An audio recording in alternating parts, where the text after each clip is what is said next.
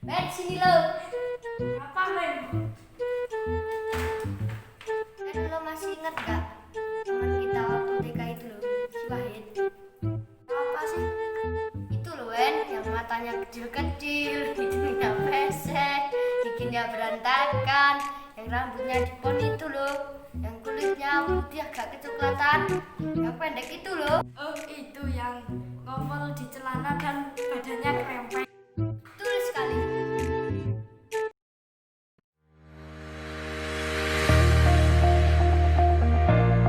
Assalamualaikum warahmatullahi wabarakatuh. Ketemu dengan saya Bapak Solikin untuk pertemuan yang pertama. Oke, tadi kalian itu melihat video kan? Nah, bagaimana? Pernah melakukan hal yang seperti itu? Pasti pernah. Nah, itu adalah gambaran kecil dari teks deskripsi. Udah bukan teks deskripsi? Oke, kemarin kalian telah mempelajari 4 hal. Yang pertama adalah pengertian dari teks deskripsi. Yang kedua adalah tujuan dari teks deskripsi itu dibuat. Yang ketiga adalah ciri-ciri teks deskripsi dari segi isi. Dan yang keempat adalah jenis-jenis teks deskripsi. Kemudian kalian akan lanjut ke menelaah kaidah kebahasaan teks deskripsi. Maksudnya bagaimana sih menelaah? Kalian akan mengkaji, mencari apa saja kandungan yang ada di dalam teks deskripsi dari segi bahasa. Ada 9 poin kaidah kebahasaan teks deskripsi. Yuk kita bahas satu-satu. Yang pertama sekarang. Yang pertama adalah penggunaan kalimat perincian untuk mengkonkretkan. Maksudnya bagaimana? Kalian harus menjelaskan sampai detail, sampai rinci. Oke, langsung ke contoh saja. Misalnya, Gunung Telomoyo sangat ramai. Ramainya itu bagaimana sih? Nah, kalian jelaskan. Oh, jelaskan. Jadinya gini, Gunung Telomoyo sangat ramai. Titik, banyak pengunjung dari dalam kota maupun luar kota untuk menikmati pemandangan Gunung Telomoyo, sehingga padat merayap di atas puncak Telomoyo. Nah, itu dijelaskan lagi. Semisal contoh satu lagi, kelinciku manja. Nah, manjanya bagaimana kelincinya? Kita jelaskan, kita perinci sampai konkret, sampai detail. Kelinciku tiap aku pulang langsung meminta makanan. Bahkan ia selalu memasangkan wajah melas agar bisa diberikan makanan. Nah, itu kaidah yang pertama. Kaidah kebahasaan yang kedua yaitu penggunaan kalimat yang menggunakan serapan panca indera. Tahu kalian panca indera itu apa? Oke, panca indera itu ada 4 yang sering kali digunakan. Yang pertama panca indera itu penglihatan. Yang kedua adalah ciuman. Yang ketiga adalah perasa. Ya, perasa. Kalian boleh pakai lidah, pakai tangan ini meraba, itu termasuk perasa. Dan yang keempat adalah pendengaran. Bagaimana kamu menyampaikan teks deskripsi dengan menggunakan panca indera? Jadi kamu menjelaskan, orang yang membacanya itu tahu, oh maksud kamu itu apa. Oke, langsung ke contoh saja. Misal, seolah-olah kita melihat pantai panjang dengan pasir putih. Jadi orang yang membacanya akan tahu, oh pantainya sangat panjang sekali dan di situ ada pasir putih. Kemudian yang kedua, seolah mendengar debur ombak pantai terdengar irama. Jadi orang membayangkan, oh ada ombak, ada puing-puingnya, terus deburnya bunyinya bus dan berirama. Nah, seolah-olah yang membacanya itu tahu. Oke, selanjutnya yang ketiga adalah seolah merasakan. Nah, udara sangat terasa segar. Udaranya segar. Oh, sejuk sekali. Jadi dia merasakan seolah-olah. Nah, itu yang dimaksud bagian yang kedua. Kamu bisa nggak menggambarkan kayak gitu? Besok kita coba. Oke, yang ketiga yaitu penggunaan kata dengan kata dasar KTSP. Tapi sebelum kamu masuk di dalam penggunaan kata dengan kata dasar KTSP, kalian harus tahu dulu kata dasar itu apa.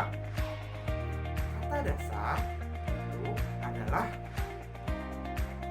bahasa yang diucapkan atau dituliskan yang merupakan perwujudan kesatuan, perasaan, atau pikiran yang dapat digunakan dalam berbahasa. Kalian paham? Mungkin tidak paham. Oke, gini saja. Kata dasar itu kata yang pertama. Misal, makan, minum, tidur. Nah, itu adalah kata dasar.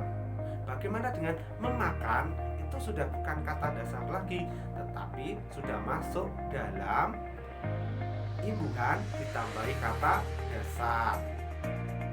Men plus makan, jadi memakan. Oke, setelah kamu mengetahui kata dasar itu apa, kamu harus tahu juga yang men plus makan itu apa. Itu adalah afiksasi. Imbuhan. Afiksasi ada 4, ya, sering disingkat iska. Jadi ingat-ingat, afiksasi itu imbuhan, sering disingkat iska. Kita bahas satu persatu. Yang pertama adalah prefix, imbuhan di awal. Contohnya seperti ber, men, se, per, dan ter. Contohnya bagaimana? Oke, ber plus belanja, jadi berbelanja. Men plus makan, jadi memakan. Itu imbuhan di awal, namanya prefix. Yang kedua adalah infix, imbuhan sisipan. Ada sisipan? Ada di bahasa Indonesia. Contohnya apa? Er, el, em, dan in. Contohnya apa? Misal gini, plus gigi, jadi gerigi. Yang ketiga adalah sulfiks, imbuhan di akhir. Nah, ini kalian pasti sering ketika nulis. Misal kan, i, an, nya, man, wan, wati, dan lain sebagainya. Nah, itu contoh-contohnya. Bagaimana dalam bentuk kata? Misal berita plus i, jadi beritai. Bukan diberitai motoran, bukan, tapi diberi tahu. Itu ya, berita plus i, jadi beritai. Kemudian yang keempat yaitu konfiks. Nah, konfiks ini sangat bagus sekali di awal dan di akhir. Contohnya apa? Pean, kean, beran. Contoh, misal kean plus adil, jadi keadilan. Contoh lagi, misal beran plus datang, jadi berdatangan. Setelah kalian mempelajari kata dasar, afiksasi atau imbuhan, terus apa sih hubungannya dengan KTSP? Oke, ini ada 2 aturan yang harus kalian pahami. Yang pertama, apabila KTSP itu kata dasarnya bertemu dengan afiksasi, tetapi KTSP huruf selanjutnya adalah huruf vokal, maka KTSP itu luluh. Ya, luluh, tapi selain dari serapan bahasa asing.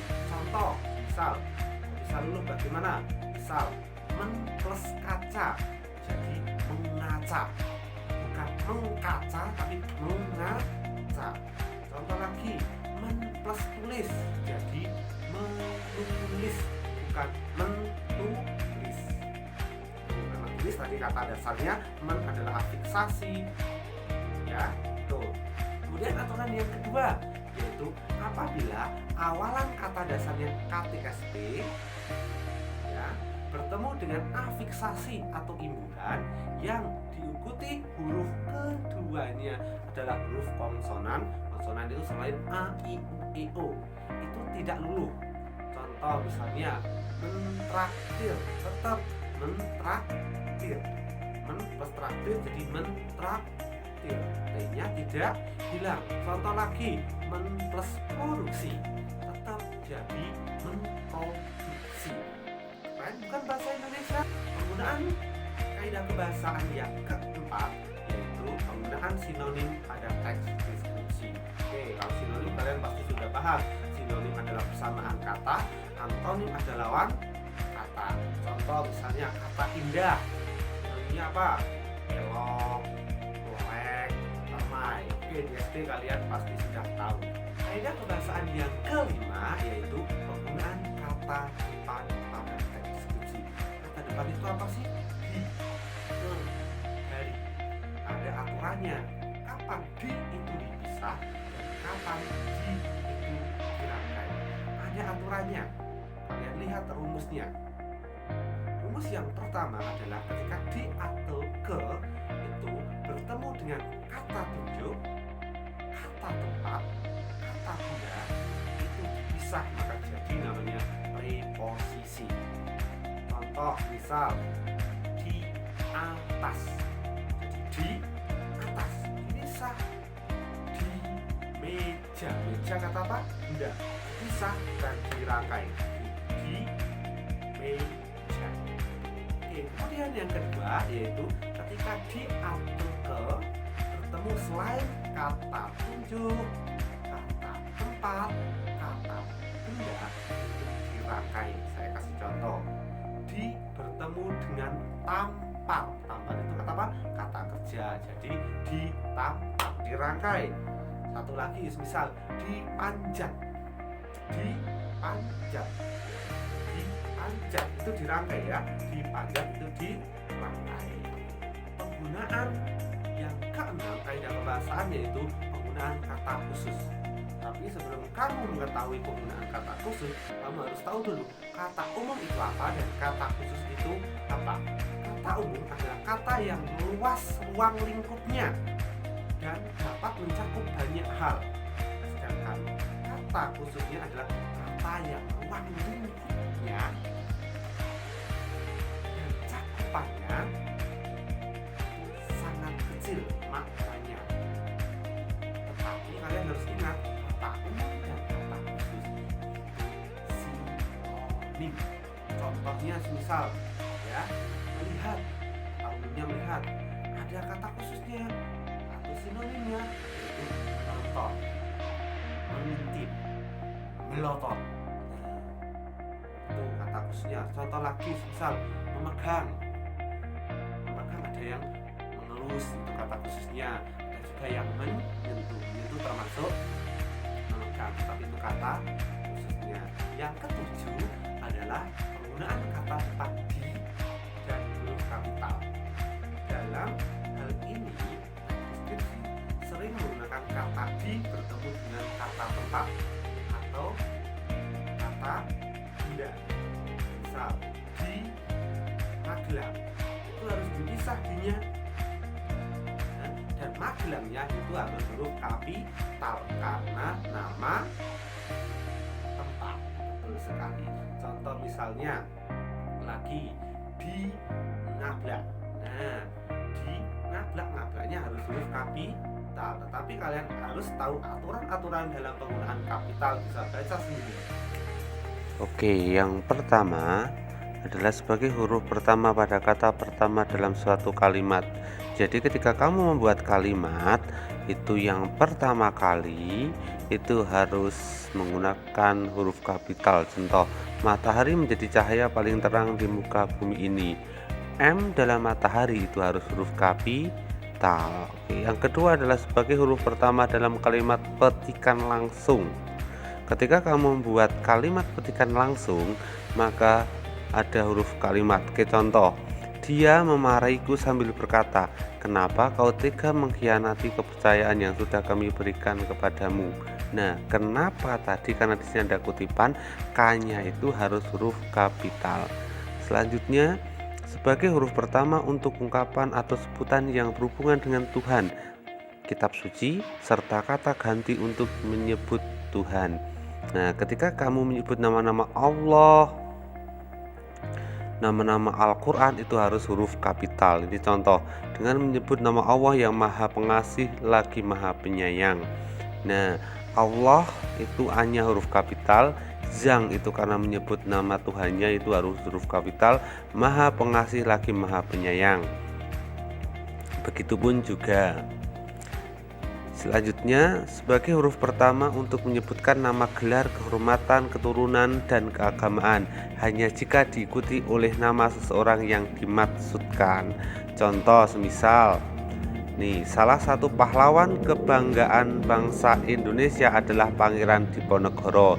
Nah, pangerannya itu huruf kapital P-nya dan Diponegoro D-nya huruf kapital. Tetapi kalau tidak diikuti nama, pangerannya itu huruf kecil.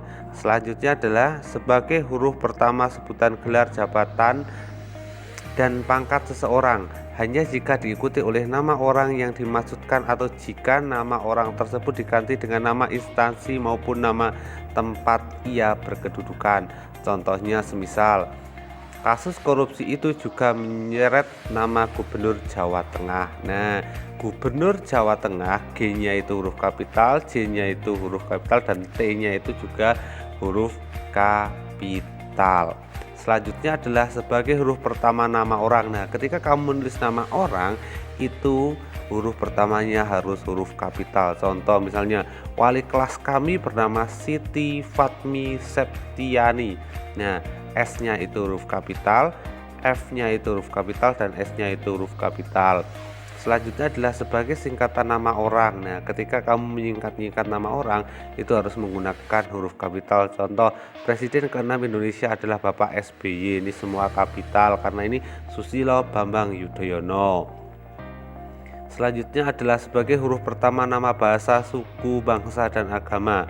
Nah, ini contoh penggunaannya. Negara Indonesia mengakui 6 agama, yaitu Islam, I-nya huruf kapital, Kristen, K-nya huruf kapital, Katolik, K-nya huruf kapital, Hindu, H-nya huruf kapital, Buddha, B-nya huruf kapital, dan Konghucu, K-nya huruf kapital karena ini semua nama agama. Selanjutnya adalah sebagai huruf pertama nama hari, bulan, tahun, peristiwa sejarah, dan nama hari raya suatu agama.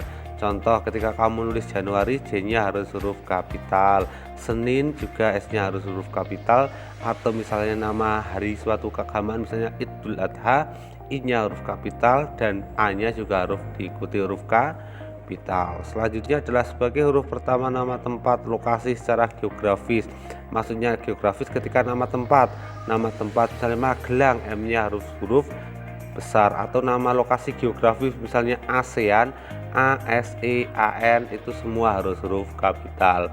Selanjutnya adalah sebagai huruf pertama nama buku, majalah, surat kabar, judul, atau karangan. Nah, ketika kamu menulis judul buku atau surat kabar itu harus huruf kapital. Misalnya, ayah sangat suka membaca majalah Tempo. Tempo itu satu majalah, jadi T-nya harus huruf kapital. Bagaimana penggunaan huruf kapitalnya? Mudah bukan? Semoga kalian paham. Karena ketika kalian nulis besok, saya akan cek penggunaan huruf kapital kalian. Ingat-ingat aturan main dalam penggunaan huruf kapital. Kemudian yang ke-8 adalah mendaftar kalimat bermajas. Sebenarnya hanya ada 4 yang sering muncul dalam teks deskripsi majasnya atau gaya bahasa. Cerdas sekali. Yang pertama adalah majas personifikasi, yaitu majas benda mati seolah-olah hidup. Contohnya daun melambai-lambai, batu menangis. Ada batu menangis? Nggak ada kan? Nah, itu adalah majas personifikasi. Majas personifikasi. Kemudian yang kedua adalah metafora, yaitu majas yang meletakkan sebuah objek yang bersifat sama dengan pesan yang ingin disampaikan dalam bentuk ungkapan. Contohnya bagaimana? Misalnya, pegawai tersebut merupakan tangan kanan dari komisaris perusahaan tersebut. Maksudnya tangan kanan itu apa? Nah, ungkapan bagi orang yang setia dan dipercaya. Itu ya. Kemudian yang ketiga adalah hiperbola, melebih-lebihkan. Ya, suaranya vektor itu menggelegar sampai ke angkasa.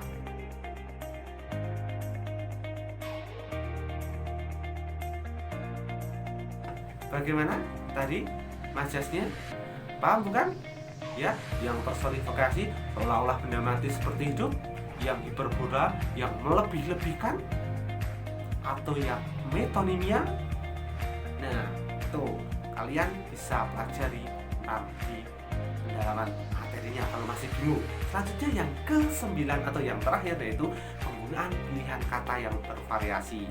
Dalam hal ini, kamu bisa menggunakan kalimat atau membuat kalimatnya dengan menggunakan kata khusus tapi tidak kata umum. Misal gini, indah itu kan kata umum. Kamu ingin menyampaikan pesan palang tritis itu indah. Nah, kamu bisa pakai kata elok atau kata molek. Jadi parang tritis itu elok sekali. Oke, paham? Oke, terima kasih. Semoga kita bertemu minggu depan. Jangan lupa ya, tetap semangat pembelajaran daringnya. Jangan menyerah. Kalau kalian masih bingung, kalian bisa pelajari di pendalaman materi.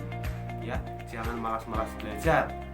Oke, assalamualaikum warahmatullahi wabarakatuh. Dadah.